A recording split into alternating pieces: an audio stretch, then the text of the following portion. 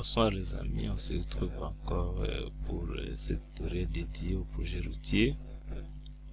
Cette fois-ci, nous allons tracer l'axe routier. Dans les vidéos précédentes, nous avons montré comment on pouvait importer les données du terrain naturel et aussi superposer l'image du terrain naturel avec les courbes de niveau. Alors, c'est toujours votre formateur, l'ingénieur civil Wawin Walker, en République démocratique du Congo. Voilà. Donc, nous avons notre projet. Nous avons le MNT qui est là et le terrain naturel. Nous voulons maintenant tracer l'axe du projet. Sur ce, nous allons dans le menu débit, comme je l'avais dit la fois passée, création, créer une conception.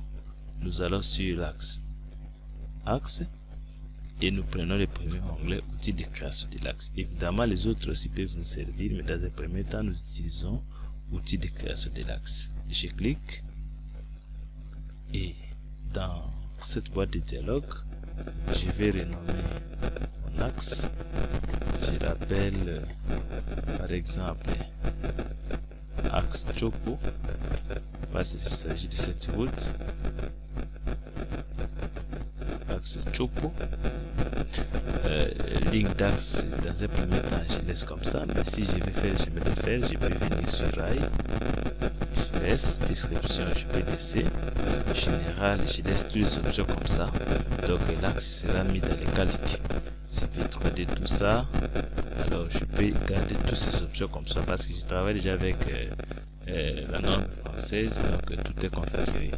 Mais sinon, pour ceux qui voudraient modifier, je peux quitter général, je viens sur norme de conception. Vous voyez que la vitesse de base est déjà calée à 60 km/h pour la norme française, mais vous pouvez aussi changer toutes ces données.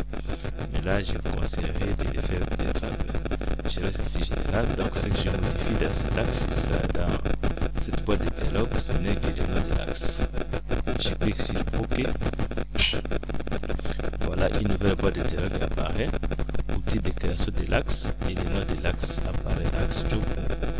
Je viens ici dans le tout premier onglet, dessiner axe, et vous voyez qu'il y a la création de l'axe normal et on peut utiliser les clotoïdes. Les clotoïdes, c'est le type de raccordement des courbes. Alors, je prends d'abord le plus simple, tangente avec courbe.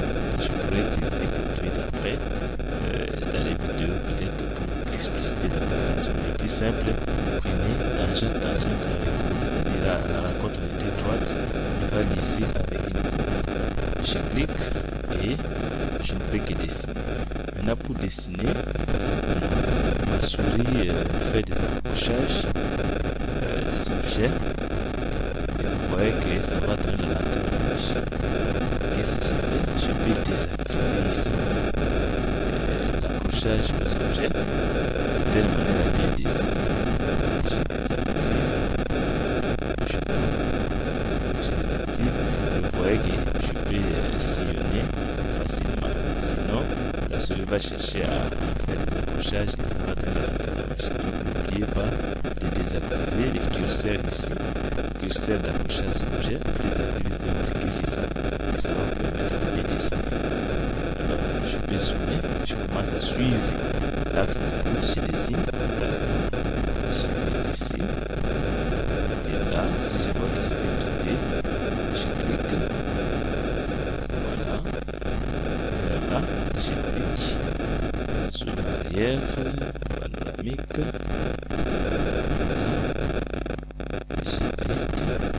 vous voyez que l'importance de l'image du terrain, c'était de bien voir là où se trouverait l'axe de la route.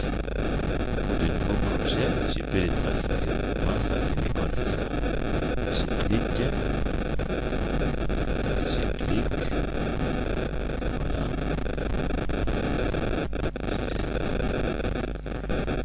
Je clique,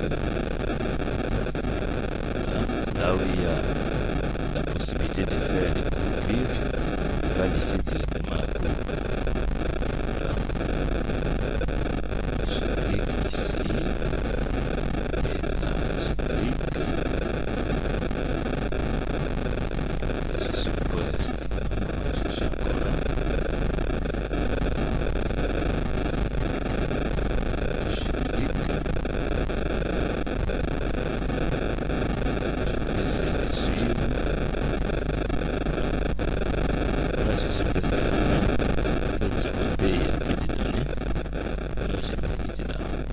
et dès que j'ai fini, j'appuie sur Enter.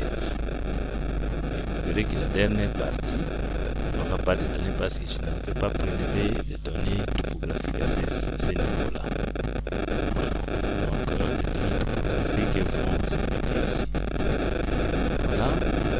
De sorte j'ai mon axe et à partir de cet axe, je pourrais faire le profil d'un long du terrain naturel et de la route.